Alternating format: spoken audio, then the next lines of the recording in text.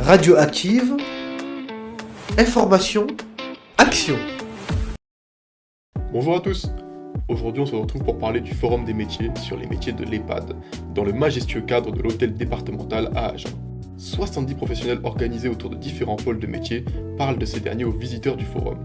Restauration, animation, santé, services techniques, administration, lingerie, hôtellerie, le forum a pour objectif de démystifier certains préjugés existants autour des EHPAD, notamment à travers des battles argumentatives dans lesquelles on confronte les jeunes et les personnes âgées sur les sujets de l'EHPAD. Avant de parler de deux pôles en particulier de ce forum, écoutons donc le ressenti d'une jeune ayant visité le forum. Du coup, bonjour à toi. Bonjour. Alors, qui es-tu ?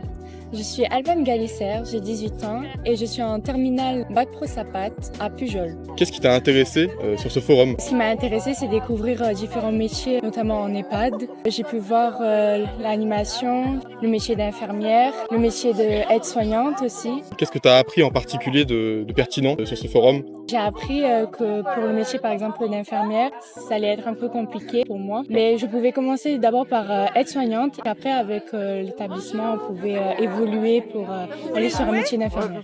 Eh bien écoute, je te remercie énormément. Avec plaisir. Bonne journée à toi. Bonne journée à vous. Parmi les deux pôles que j'ai interviewés, il y avait le pôle animation qui met en avant les animateurs de l'EHPAD qui participent à l'amélioration du quotidien des personnes âgées. Bonjour à toi. Bonjour.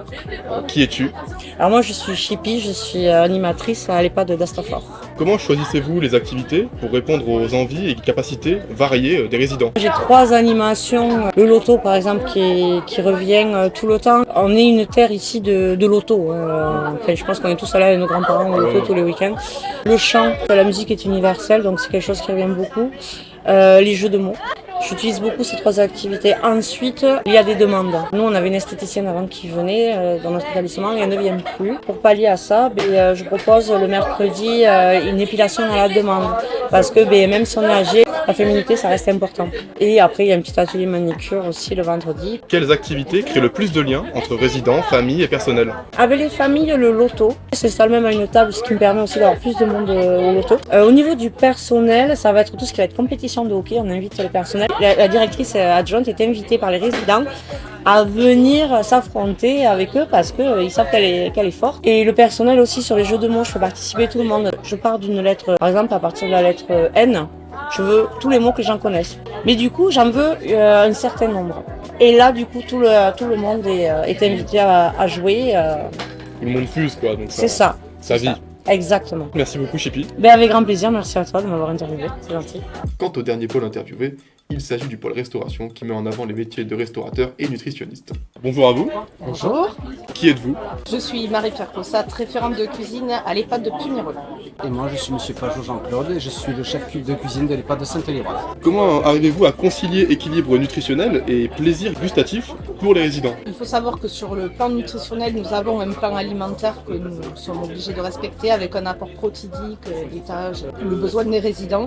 Mais il faut que ce soit gustativement très très bon pour les résidents parce que c'est leur dernier plaisir de vie.